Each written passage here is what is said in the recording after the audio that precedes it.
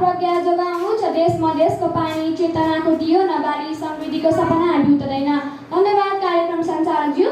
श्रद्धा र विश्वास जागृत गराउने तत्त्वदर्शीका साथ आयोजित यस कार्यक्रमको सभा अध्यक्षता ग्रहण गर्नुभएका सभाध्यक्षज्यू, प्रमुख अतिथि, विशिष्ट अतिथिज्यू, निष्पक्ष न्यायिक मण्डलज्यू, गुरुवर्गज्यू, प्रतिस्पर्धाको वैचारिक महासागरबाट आफूलाई अपल साबित गरी विजयको माला पहिरन तम तयार मेरा प्यारा प्रतिस्पर्धी मित्र एवं प्रबुद्ध बौद्धिक समुदायमा म सृजना जागृति मावि विमान कक्षा 9 मा अध्ययन छात्रा प्रमिसा काफ्लेको तर्फबाट स्वीकार्नुहोस् दीर्घकालीन एवं शीतल हार्दिक अभिवादन।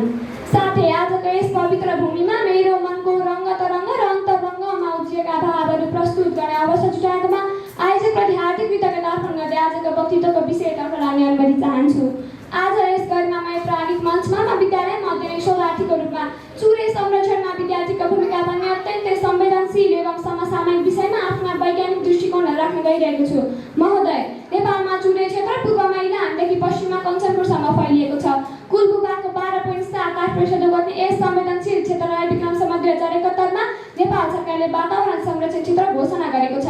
यो संरक्षण क्षेत्र नेपालको 7 प्रदेशको 37 जिल्ला र 340 स्थानीय तहमा फैलिएको छ। समग्र चुरे पहाड तराई र भाबर क्षेत्रलाई चुरे भूपरिधि भनेर भनिन्छ।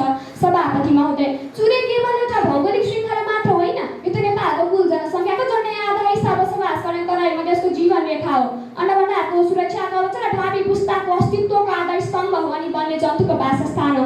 तर आज तीव्र शहरीकरण, वन विनाश, चुरेको छाती चिरेर भइरहेको गिट्टी र ढुङ्गाको अनियन्त्रित दोहनका कारण यो क्षेत्र मरुभूमिकरणको गम्भीर जोखिममा छ, अर्थात् चुरे गइरहेको छ। चुरे रुँदा तराई मरुभूमिकरणको जोखिममा परेको छ। यस्तो विकराल परिस्थितिमा समाजको सबैभन्दा सचेत, ऊर्जावान र बौद्धिक वर्ग अर्थात् हामी विद्यार्थीहरू केवल मूक दर्शक बनेर बस्दा कदापि मिल्दैन। हामी विद्यालयमा अध्ययनरत विद्यार्थीहरू युवा अवस्थाको सङ्घारमा छौँ। हामीसँग ऊर्जा छ, चेतना छ र प्रविधिको शक्ति छ।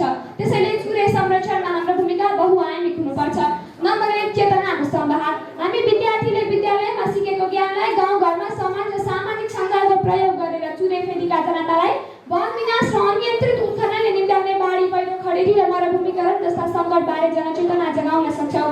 नम्बर 2, एक विद्यार्थी एक रुख अभियान। हामी आफैले आफ्नो विद्यालय घरमा खाली जग्गामा वृक्षारोपण गर्ने र त्यसको संरक्षण गर्ने प्रतिज्ञा गर्न सक्छौँ।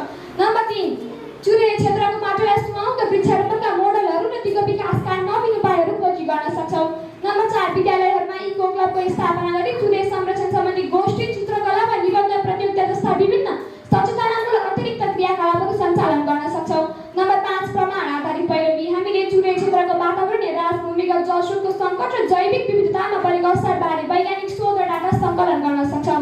भावनामा बगेर भनिने कुराभन्दा तथ्य र तथ्याङ्कमा आधारित प्रतिवेदनहरूले राज्यका नीति निर्माताहरूलाई सही निर्णय जवाब दिन्छ।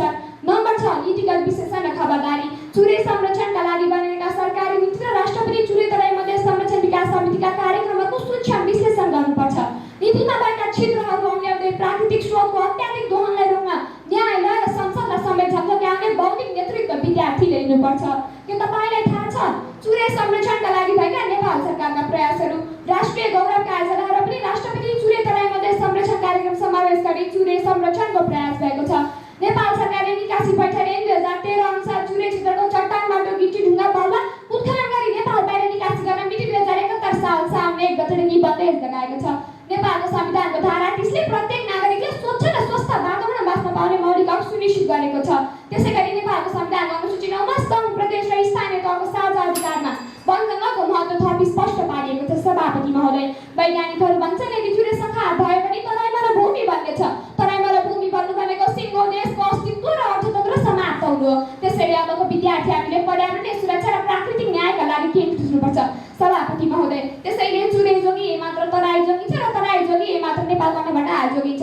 चुरे संरक्षण कुनै एउटा सरकारी आयोजनाको काम मात्र होइन, यो त हाम्रो अस्तित्वको लडाइँ हो। अन्त्यमा चुरे संरक्षण कुनै एउटा पुस्ताको जिम्मेवारी मात्र होइन, यो त वर्तमान र भविष्यलाई सुम्पाउनु पर्ने अक्षुण्ण पहाड एवं दायित्व हो। त्यसैले प्रकृति रहे मात्र हामी रहन्छौँ भन्ने मूल मन्त्रलाई आत्मसात गर्दै आजै र अहिलेदेखि चुरे जोगाउने महाअभियानमा एउटा इच्छा थप्नमा सम्पूर्ण युवा विद्यार्थी साथीहरूलाई आह्वान गर्दछु। कागजी नारामा मात्र होइन, हाम्रा पाइलाहरू चुरे संरक्षणको मैदानमा देखिनुपर्छ। त्यसैले आउनुहोस्, चुरे बचाउँ,